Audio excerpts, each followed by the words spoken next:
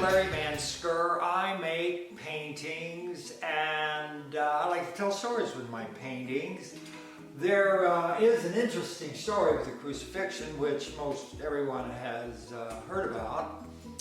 But there is also an interesting story on how this painting ended up on my easel, and I'll tell you that story right now. The story started with an email I received from a person who had seen this photograph of my studio that was on my website. They asked me if I had any prints of the Crucifixion painting that was displayed on the studio wall. They really liked the Crucifixion painting, but they didn't think they could afford the original, but they could afford a print. I told them that this was not a painting, but rather a very old wooden sculpture that I had hung in front of one of my abstract paintings. The sculpture had originally lived in a small church in Mexico and had found its new home with an elderly lady and former nun.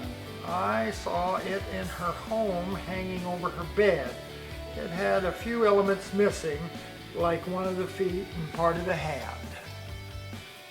When I eventually inherited the sculpture, that's a pretty good story too, I repaired the foot and hand, touched up the missing paint, and hung it in my studio in front of one of my abstract paintings.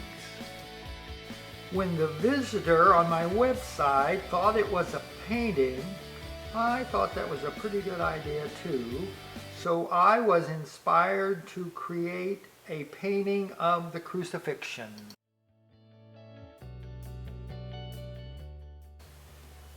It was a pretty realistic style, but I did change the more geometric abstract style background to a more organic shapes, which I thought to be more appropriate. I think it turned out pretty good. Then I thought that a more abstract style might also be interesting.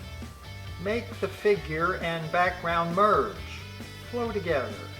That might make a really different meaning. I believe it did. And I followed the suggestion from my email visitor. I made some G-clay prints. Displayed together, they make an interesting statement. See more of my paintings on my website, larrymansker.com.